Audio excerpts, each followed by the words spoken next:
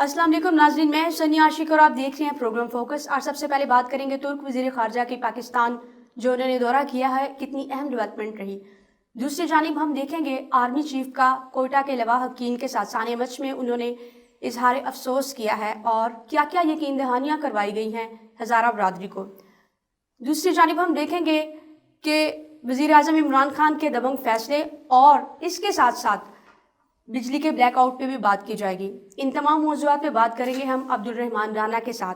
बहुत शुक्रिया राना साहब, आपने प्रोग्राम को वक्त दिया। बहुत शुक्रिया मैडम आपका प्रोग्राम में मदऊ करने का।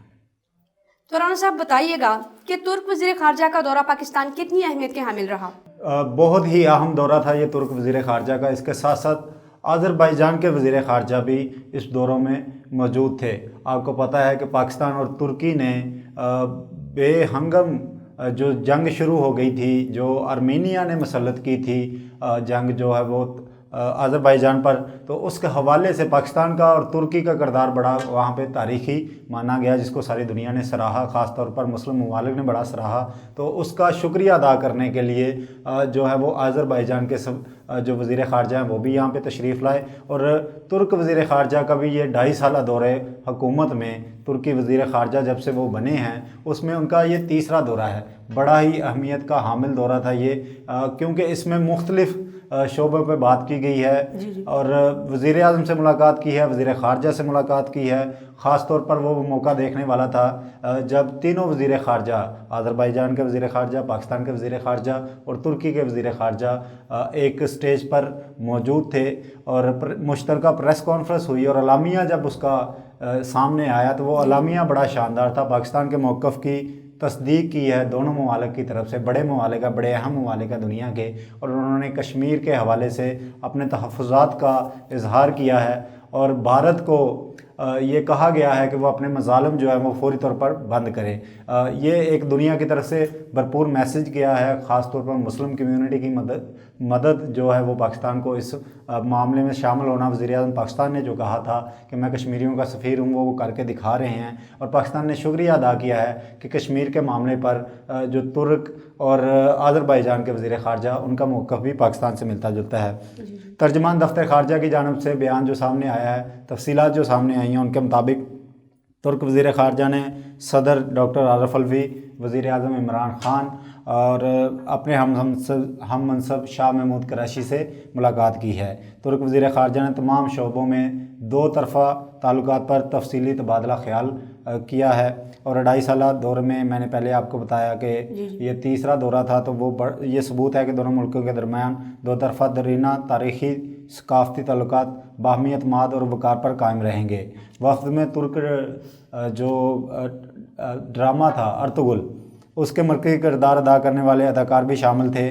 और एक और मंसूबा पाकिस्तान के लिए बड़ा ही अहमियत का हामिल है, उस पर भी डिस्कशन की गई है, जिसमें ईरान तुर्की ट्रेन पाकिस्तान के रास्ते में चलाने का फ़ैसला किया गया है। इसके भी आइंदा दिनों में हमें मज़ीद मालूमात सामने आ जाएंगी कि वो मुआहदा किस तरह पे है। इनिशियली अंदर की खबर ये है कि उस पर भी बात की गई है।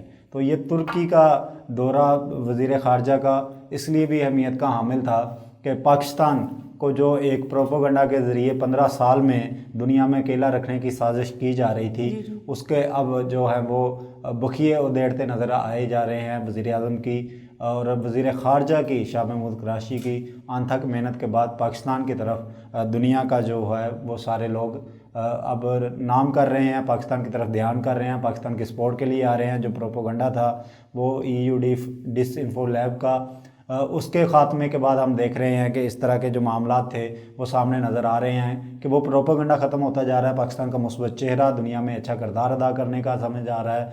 फिर वज़ीर ख़ारजा, तुर्की के वज़ीर ख़ारजा ने दहशतगर्दी के ख़िलाफ़ पाकिस्तानी कुर्बानियों को सराहा है और कहा है कि दुनिया से दहशतगर्दी ख़त्म करने के लिए पाकिस्तान का एक कलीदी किरदार रहा है और उन्होंने शोहदा को भी खराज अक़ीदत पेश किया है। इसी तरह अज़रबैजान के वज़ीर ख़ारजा ने भी पाकिस्तान को खराज अक़ीदत पेश किया है। जिस तरह से अज़रबैजान की मदद की है, जिस तरह से पाकिस्तान ने उनको सपोर्ट किया है, उस पर उन्होंने। पाकिस्तान के लिए ये दौरा कितना अहम रहा है? پاکستان کے لیے اس لیے اہم رہا نا، میں آپ کو بتا رہا تھا کہ پاکستان کا جو چہرہ دنیا بھر میں جا رہا تھا پہلے، کہ پاکستان کو کوئی دنیا کے بڑے ممالک کے لوگ جو ہیں وہ وزٹ نہیں کر رہے، وزارت خارجہ جو ہے وہ پہلے ہم نے دیکھا کہ ایک ہی وزیر اعظم اپنی ہی جیب میں لے کے گھومتے تھے، وہ وزیر اعظم بھی تھے اور وزیر خارجہ بھی. آخری دور میں انہوں نے ایک دو وزیر خارجہ لگایا، لیکن اس کا تب تک دیر ہو چکی تھی. پاکستان کو ایک ناکام ریاست ڈکلیئر کرنے کے لیے دنیا حربے کر رہی تھی. آپ کو پتہ ہوگا کہ بلوچستان کے ٹکڑے کرنے کی بات کی جا رہی تھی، اور اپنی اپنی مرضی کے جو ہیں وہ نقشے بنائے جا رہے تھے کہ پنجاب جو ہے انڈیا کے قبضے میں چلا جائے گا، بلوچستان ایران والے قبضہ کر لیں گے، سندھ ایک الگ سی اینٹی بن جائے گا، اور پختونخوا جو ہے وہ افغانستان ضم کر لیا جائے گا. پاکستان کو توڑنے کی باتیں ہو رہی تھیں. اب وہ پاکستان جو انتہائی کمزور نظر آتا تھا، اب وہ پاکستان توانا ہوا اس وزیر اعظم کی سربراہی میں، اس وزیر خارجہ کی سربراہی نے، جس نے ملکوں کے ملک وزٹ کیے، لوگوں کو جو اصل مثبت چہرہ تھا پاکستان کا وہ روشناس کروایا. اور اس کے ساتھ ساتھ دنیا اب یہ مان رہی ہے کہ ان کے خلاف پروپیگنڈا ہوتا رہا، پاکستان کے خلاف پروپیگنڈا ہوتا رہا. وہ پروپیگنڈا دنیا نے جب دیکھ لیا تو اب ساری دنیا پاکستان کی طرف بڑھ رہی ہے. اور کسی ولی نے کہا تھا کہ پاکستان کی ہاں میں دنیا کے فیصلے ہوا کریں گے اور پاکستان کے نام میں دنیا کی مخالفت ہو رہی. تو مجھے وہ ٹائم آتا نظر آ رہا ہے. رانا صاحب بتائیے گا، آرمی چیف نے کوئٹہ جو ہے وہ دورہ کیا. آرمی چیف نے دورے کے دوران جو ہے سانحہ مچھ کے لواحقین کے ساتھ اظہار افسوس کیا ہے. کیا کیا یقین دہانیاں کروائی گئی ہیں ہزارہ برادری؟ دیکھیں بڑا ہی اہم دورہ تھا. آپ کو بھی پتہ پچھلے جب ہم نے اس پہ بھی سانحہ مچھ کا واقعہ ہوا تو ہم نے بھی اپنے پروگرام میں ناظرین کو بہت ساری ڈیٹیل دی تھی. اب اسی کا تسلسل ہے یہ. ہزارہ برادری کو بالکل بھی اکیلا نہ چھوڑنے کا فیصلہ کیا گیا تھا جو حکومت کی طرف سے. تو ان کو ہر لیول کی یقین دہانیاں کرائی جا رہی ہیں. پہلے وزیر خارجہ وزیر داخلہ شیخ رشید احمد پہنچے فوراً جب وہ سانحہ مچھ کا اندوناک سانحہ ہوا. اس کے بعد دو وفاقی وزراء جن میں زلفی بخاری اور دوسرے شامل تھے، یہ انہوں نے وزٹ کیا. جب مذاکرات ہو گئے پھر وزیر اعظم خود تشریف لے کے گئے. وزیر اعظم نے خود ان کے زخموں پر جو ہے وہ مرہم رکھا. تو ان کے ساتھ معاملہ جو ان کا تھا سب سے بڑا مطالبہ کہ ہمیں تحفظ فراہم کیا جائے، تو اس کے حوالے سے سیکیورٹی فورسز کو بھی کیا کہیں گے، کیا اقدامات اٹھائے گئے ان کی پروٹیکشن کے لیے؟ دیکھیں ان کی پروٹیکشن کے لیے سب سے پہلا جو ایجنڈا تھا وہ یہی تھا کہ جو ان کا ایریا ہے، خاص طور پہ ہزارہ برادری جہاں پہ مقیم ہے کوئٹہ کے، اس ایریے کو محفوظ بنانے کے لیے جو ہے وہ کیمرے لگائے جائیں گے سب سے پہلے، کہ تاکہ کل کو کوئی ادھر سے نکلتا ہے جو اس راہ پہ آتا جاتا، پہلے اس کی شناخت نہیں تھی ہوتی. اب اس کے حوالے سے سب سے پہلے جو امیڈیٹ ایکشن کیا گیا ہے وہ یہی ہے کہ وہاں پہ ایک تو ناکوں کی جو ہے وہ اسٹرینتھ بڑھائی جائے گی، سیکیورٹی کا وہاں پہ گشت بڑھایا جائے گا. اس کے ساتھ ساتھ وہاں پہ جدید جو کیمرے ہیں وہ لگائے جائیں گے تاکہ اس کے علاقے کی مانیٹرنگ کی جائے. دوسری بات یہ ہے کہ وہاں کا جو پولیس کا گشت ہے اس کو بھی معمول سے زیادہ بڑھایا جائے گا. ایف سی کے اہلکار وہاں پہ ڈیوٹی پہ تعینات رہیں گے. سنائپرز کو جو ہے وہ تعینات کیا جائے گا تاکہ کل کو اس طرح کے واقعات سے نمٹنے کے لیے پہلے سے تیاری موجود ہو. اس کے ساتھ ساتھ وزیر داخلہ کے وزٹ کے بعد جو ہے اور وزیر اعظم کے وزٹ کے بعد سب سے بڑا دورہ ہے وہ جو ہے وہ اپنا آرمی چیف کا ہے. آرمی چیف نے وہاں پہ پہلے کوئٹہ میں جب دورہ کیا تو ان کو آپریشنل تیاریوں کا فوج کے حوالے سے جو ہے وہ بریفنگ دی گئی ہے، اور اس کے ساتھ ساتھ اوفینس جو لگائی گئی ہے بارڈر کے اوپر اس کے حوالے سے بریف دیا گیا ہے کہ اس لگنے کے بعد کس طرح سے دہشت گردی مطلب امید کی جا سکتی ہے نیکسٹ ٹائم ہزارہ برادری کو اس طرح کو کچھ بھی فیس نہیں ہزارہ برادری نے پورے کوئٹہ کو جو ہے وہ سیکیور کرنے کے لیے ایک میگا پروجیکٹ وہاں پہ لانے کی بات کی گئی ہے. جیسے لاہور میں جو ہے وہ سیف سٹی اتھارٹی بنائی گئی ہے، اسی طرح کوئٹہ میں بھی سیف سٹی اتھارٹی بنانے کے لیے پیش قدمی کی شروعات کی گئی ہے. وزیر اعظم کے دورہ کے بعد وہاں پہ حالات بدل چکے ہیں، اور اس ٹائم آرمی چیف جب وہاں پہ وزٹ کر کے آئے ہیں تو ان کو جو ہے ساری ڈیٹیل ان کے سامنے رکھی گئی ہے، اور اس کو سراہا ہے آپریشنل تیاریوں کو آرمی چیف نے کہ واقعی بڑی زبردست تیاریاں. اور افینس کے بعد خاص طور سے جو ہمیں افغانستان کی طرف سے ٹیررزم کا سامنا کرنا پڑ رہا تھا، جو کچھ باغی وہاں سے آ کے چپکے سے حملہ کرتے تھے اور وہاں سے فرار ہو جاتے تھے، اب وہ جو افینس لگ گئی ہے اس کے بعد کافی خطرخواہ کمی آئی ہے اس حوالے سے. تو وزیر آرمی چیف نے اس حوالے سے ان کی، کیونکہ یہ دیکھیں اس در نا بڑے معاملات تھے، کہیں پہ وہ ریت والا علاقہ تھا، کہیں پہ وہ پہاڑ تھے، کہیں پہ برف تھا. ایک ویڈیو بھی آئی ایس پی آر نے اس حوالے سے شائع کی ہے جس میں وہ بڑا ایک خوبصورت نظارہ پیش کرتا ہے. ایک بڑا لمبا بارڈر 2000 کلومیٹر سے زائد کا بارڈر، 1200 کلومیٹر کا ایریا جو ہے وہ 84% تک آرمی چیف کو یہ وضاحت دی گئی ہے، یہ بریفنگ دی گئی ہے کہ جو ہے وہ 84% حصہ جو ہے اس کو آفینس لگا دی گئی ہے، 16% حصہ رہ گیا جس پہ کام تیزی سے جاری ہے اور اس کے سال کے اینڈ تک وہ بھی کام ہو جائے گا۔ بارڈر کی صورتحال پہ بریفنگ دیتے ہوئے وہاں پہ بتایا گیا ہے کہ جو چمن اور جو دو کھلے پھاٹک ہیں، خاص طور پہ KPK کا، وہاں پہ سیکیورٹی کی جو ہے وہ تعداد بڑھائی گئی ہے۔ اس کے ساتھ ساتھ وہاں پہ سب سے زیادہ اچھا جو کام کیا گیا ہے، وہاں پہ جو پہلے میٹل ڈیٹیکٹر کے لیے جگہ کم تھی اس کو بڑھایا گیا ہے، اس کی رینج کو بڑھایا گیا ہے۔ اس کے ساتھ ساتھ اگر میں بات کروں وہاں پہ لوگوں کو ویزا ایشو کے معاملے میں بڑا انتظار و قطاریں کرنا پڑ رہی تھی، تو پاکستان نے یہ بھی ویزا آن ارائیول کی سہولت دے دی ہے اور آن لائن ویزا جو ہے افغانیوں کے لیے وہ بھی ہو گیا ہے۔ اس لیے رش بھی وہاں سے بچ سکے گا، دہشت گردی کی جو کارروائیاں تھیں اس سے بھی بچا جا سکے گا، اور وہاں سے جو اسمگلنگ کا معاملہ تھا اس کو بھی روک سکیں گے۔ تو میرا خیال ہے آرمی چیف کو یہ ساری بریفنگ دی گئی ہے وہاں پہ کہ اسمگلنگ کو کیسے روکیں گے، ٹاسک فورس وہاں پہ کیسے کام کرے گی، انٹیلیجنس بریفنگ دی گئی ہے کہ کیسے دہشت گردی کو حملوں کو ناکام بنایا جائے گا، یہ تمام بریفنگ دی گئی ہیں۔ اس کے بعد آرمی چیف نے جو سانحہ مچ کے لواحقین ہیں ان سے ملاقات کی گئی ہے اور ان کو بالکل یقین دہانی کرائی گئی ہے ریاست کی طرف سے کہ ریاست ان کا تحفظ کرے گی۔ اور اچھا رانا صاحب، ان کی ذمہ داری جو ہے کچھ تنظیموں نے بھی لی تھی، کیا یہ اچھا تھا یا برا تھا؟ دیکھیں، پاکستان کے حوالے سے تو بہت ہی خطرناک صورتحال تھی، کیونکہ یہ جو تنظیم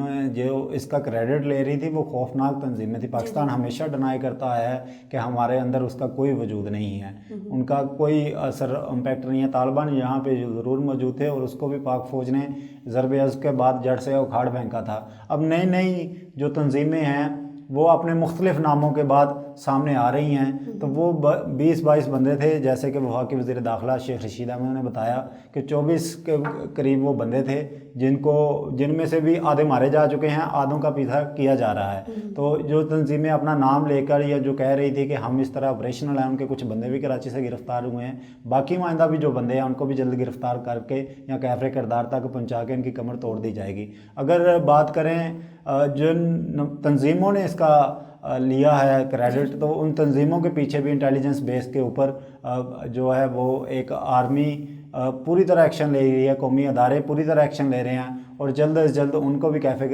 کردار تک پہنچا دیا جائے گا۔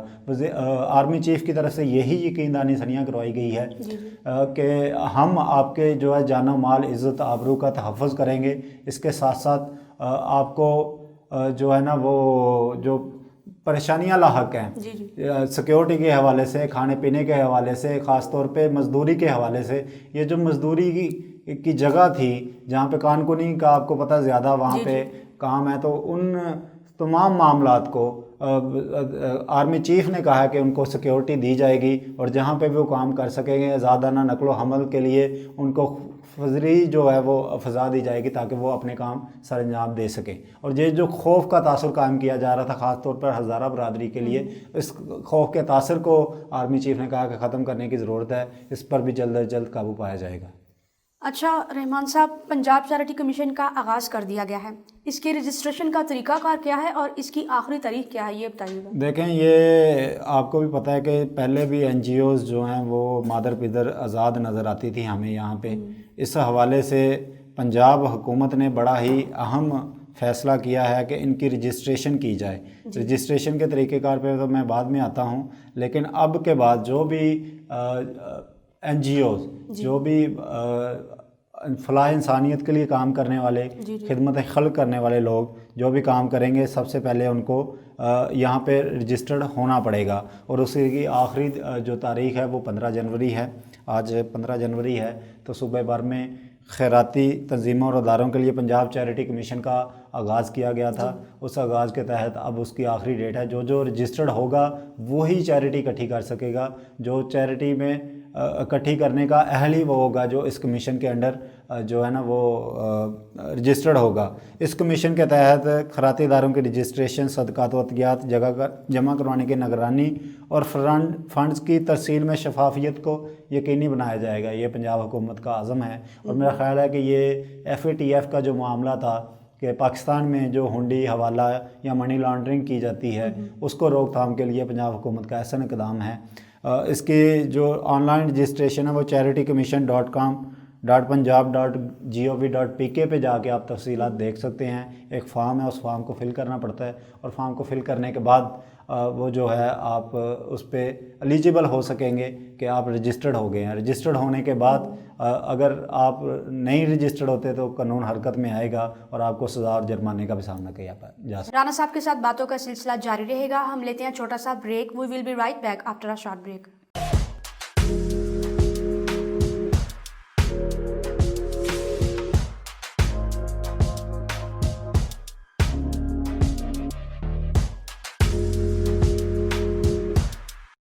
ویلکم بیک ناظرین آفٹر اے شارٹ بریک.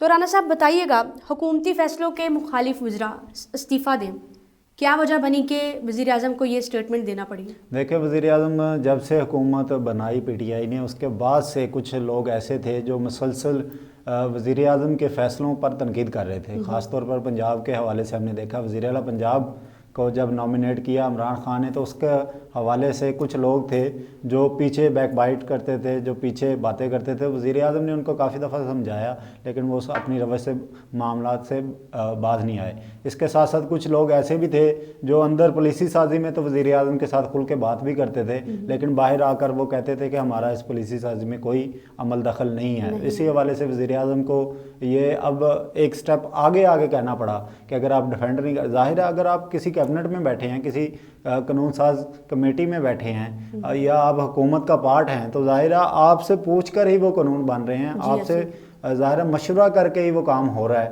تو پھر آپ کو اس کا کریڈٹ بھی اپنے سر پہ ہی لینا پڑے گا. جی ہاں, ہم حکومتی عہدے داران ہیں, ہم نے وزارتیں لی ہوئی ہیں, ہم ہی اس کے ذمہ دار ہیں. یہ بات باہر آ کے یہ کہہ دینا جی ہم سے پوچھا نہیں گیا, یا میرا اس سے موقف یہ ہے, میرا یہ کہنا ہے, تو یہ باتیں اب نہیں چلیں گی. وزیر اعظم نے 2 ویسے سال بھی رانا صاحب جس حکومت میں ہم رہتے ہیں اس کی پاسداری ہم پہ لازم ہے. دیکھیں نا, لازم ان کے فیصلوں کا جو حکم ماننا ہے, نہیں, حکم تو ڈکٹیٹرشپ کے آگے ہوتا ہے. یہ جمہوری ملک ہے, یہاں پہ جمہوریت اسی لیے کہا جاتا ہے نا کہ جناب جمہور جو ہے وہ اسی چیز کا نام ہے کہ تمام فیصلے جو ہیں وہ باہمی رضامندی کے ساتھ کیے جائیں. جب وزیر اعظم آپ کے سر پہ کوئی تلوار نہیں لٹکاتے, جب آپ کی باہمی رضامندی کے ساتھ معاملات ہو رہے ہیں, تو پھر آپ کو حکومت کو ڈیفینڈ بھی کرنا پڑے گا. جو پالیسی بناتے ہیں وہ عوام کو بتانی بھی پڑے گی کہ حکومت یہ پالیسی بنا رہی ہے. اس لیے وزیر اعظم نے کہا کہ آپ نے اگر نہیں بتانی یا آپ ڈیفینڈ نہیں کر سکتے تو آپ جو ہے وہ ریزائن کر دیں. اگلی بات انہوں نے پھر اور اس سے ایک قدم اور آگے گئے ہیں. پہلے ریشفل کر لیتے تھے کہ اگر ایک وزیر کی کارکردگی سے مطمئن نہیں تھے تو ان کو دوسری وزارت دے کے اس کی جگہ دوسرا بندہ لا کے تو چیک کر لیا جاتا تھا کہ شاید یہاں پہ وہ چل جائیں. اب انہوں نے کہا کہ اگر نہیں کوئی چلتا تو اس کو میں فارغ بھی کر دوں گا. اب ان کا کوئی لحاظ اس حوالے سے ہونے والا نہیں ہے کہ جناب خاص طور پر کہ کوئی, انہوں نے کہا کہ 2.5 سال ہو گئے ہیں, اب جو ہے وہ ڈلیور کرنا پڑے گا اب سب کو. اب دیکھیں آج ان کا دورہ لاہور بھی ہے, اور لاہور کے دورے پر بھی ان کا یہی معاملات ہیں, ترقیاتی منصوبوں کا وہ افتتاح کر رہے ہیں, مختلف سطح پر قوم کو آگے لے جانے کی بات کر رہے ہیں. لیکن جب آپ کی اپنی ہی ٹیم میں کوئی بندے ایسے نکل آئیں گے جو آپ کا تنقید کریں گے, تو پھر ظاہر ہے اپوزیشن کی جانب سے وہی باتیں پکڑ کر حکومت پر جب تانے بنائے دیے جائیں گے, پھر ظاہر ہے عمران خان کا, وزیر اعظم پاکستان کا یہ سٹینڈ لینا بنتا ہے. اب حکومت کیا کچھ نہیں کر رہے, نئی ہسپتال بن رہے ہیں, نئے ڈیمز بن رہے ہیں, نئی سڑکیں بن رہی ہیں. اب سارا کچھ اگر یہ نیا بن رہا ہے تو ظاہر ہے اس کی پروجیکشن کرنا بھی کمیٹی کا کام ہے جو کابینہ میں بیٹھی ہوئی ہے. کابینہ کا کام ہے کہ ہم کیا کچھ کر رہے ہیں. اس میں کوئی شک نہیں ہے. وزیر اعظم عمران خان کے وزیر اعظم بننے کے بعد پاکستان میں ایوب کے دور کے بعد اب ڈیم بن رہے ہیں, لاہور میں ہم نے دیکھا اب ہسپتال بن رہے ہیں, یونیورسٹی جگہ جگہ پہ ترقیاتی منصوبے شروع کر دیے گئے ہیں. سڑکوں کا ایک کریڈٹ لیتے رہے ہیں سابقہ وفاقی حکومت. تو مراد سعید کتنا شاندار کام کر رہے ہیں. انہوں نے کہا کہ وفاقی حکومت جو سابقہ تھی وہ 6000 کلومیٹر سڑکیں بنا کے کہتے تھے ہم بڑا کام کیا. ہم نے پہلے 2.5 سالوں میں 6000 سڑکیں کلومیٹر جو ہیں وہ بنا دی ہیں. اگلے 2.5 سال جو ہیں وہ اس کے جو بنائیں گے وہ پاکستان کی تاریخ میں سب سے زیادہ سڑکیں بننے ہوں گی. یونیورسٹیوں کی بات کریں تو پنجاب کے ہر ڈویژن میں ایک نئی یونیورسٹی بن رہی ہے. ہر جگہ ہاسپٹل جو ہیں وہ اپ گریڈ کیے جا رہے ہیں, ہر جگہ سکولوں کو اپ گریڈ کیا جا رہا ہے. تو جب اتنا ترقیاتی کام ہو رہا جا رہا ہے تو پھر ظاہرہ وزراء کی بھی کچھ ذمہ داری ہے نا کہ وہ بھی بتائیں کہ ہاں بھائی واقعی کچھ کام ہو رہا ہے. یہ تو نہیں ہے کہ پاکستان لٹ گیا, برباد बर्बाद हो गया। मईशत के इशारे देख लें आप, कल जो है वो स्टॉक मार्केट वो 3 साल की सबसे ज़्यादा बुलंद तरीन शरह पर वो जो बंद हुई है। इसके साथ साथ फैसलाबाद की सनत के पिए चल पड़े हैं। फैसलाबाद में पावर लूम्स में इतना काम है कि मज़दूर ही उनको मिल नहीं रहे, शॉर्टेज हो गई है मज़दूरों की। वहाँ पे जो टेक्निकल लोग हैं वो वहाँ मिल नहीं रहे काम करने के लिए। एक पूरा साल जो है वो हुकूमत ने एक तो तरक्याती मंसूबे भी स्टार्ट हो गया और दूसरा जिन लोगों को रोजगार की ज़रूरत थी वो भी इसमें शामिल हो। देखें 2 बिलियन से ज़्यादा जो एक्सपोर्ट है वो सिर्फ सियालकोट शहर की हो गई है। तो फिर आपको ये सारा कुछ जस्टिफाई करना पड़ेगा कि जी बिल्कुल अगर वज़ीर आज़म मेहनत कर रहे हैं तो आपने आपको आवाम को बताना है। अपोजिशन जो इस तरह से प्रोपागंडा करती है उसका जवाब ज़ाहिर है हुकूमती अहदेदारों ने देना है। अगर हुकूमती अहदेदार नहीं जवाब देते तो वज़ीर आज़म का गुस्सा करना जायज़ है और इस तरह से करना जायज़ है कि जनाब अगर आप नहीं करना चाहते तो इस्तीफ़ा दे दें। ये तो फिर अब हुकूमत अगर डिफेंड नहीं करेगी तो कौन बाहर से आगे। गुस्सा वाले स्टेटमेंट है कि हुकूमती फैसलों के मुखालिफ जो है वो इस्तीफा दे दें। ये स्टैंड लेना मेरा ख्याल है वज़ीर आज़म ने बिल्कुल एक सही टाइम पे आके ये स्टैंड ले लिया कि अब आप करेंगे तो फिर। राना साहब, वज़ीर आज़म का कहना है कि उस्मान बुज़दार पे जो तनकीद की जाएगी वो मुझ पर ही समझी जाएगी। साथ में ये भी बताइएगा कि बार बार उस्मान बुज़दार को क्यों ही ये जो है तनकीद का निशाना बनाया जाता है। देखें ये कुछ लोगों को उनकी शक्ल पसंद नहीं आती, कुछ लोगों को उनकी पर्सनैलिटी पसंद नहीं आती, कुछ देखना तो लेकिन काम होता है ना, काम ही है। असल बात ये है कि अगर काम कैसा कर रहा है उस्मान बुज़दार उस पर कोई बात नहीं करता। उस पर जनाब पता नहीं क्या क्या फतवे चलाए जा रहे हैं क्योंकि वसीम अकरम प्लस कह दिया था वज़ीर आज़म इमरान खान ने। तो वज़ीर आज़म इमरान खान ने इसी मीटिंग में ये भी कहा है कि अगर आप लोग उसी को तनकीद का निशाना बनाओगे, उसको डिफेंड करने के बजाय तनकीद का निशाना बनाएंगे तो फिर ज़ाहिर है वो तनकीद बराह रास्त मुझ पे होगी क्योंकि वो तो वज़ीर आज़म का फैसला था। अब पंजाब की बात हम कर लें तो पंजाब को एक तरक्की की राह पे ज़ाहिर है वज़ीर आज़म की उसमें सारे ही वो ब्रीफिंग शामिल होती है। वज़ीर आज़म एक एक इंच का हिसाब लेते हैं उस्मान बुज़दार से, इसलिए कुछ लोगों को तकलीफ़ है। जैसे वज़ीर आज़म ने कहा था कि सारी की सारी असम्बली और कुछ बड़े बड़े नाम हैं जो चाहते थे कि वज़ीर आला पंजाब वो बन जाए, इसी वजह से उस्मान बुज़दार पर तनकीद भी ज़्यादा की जाती है।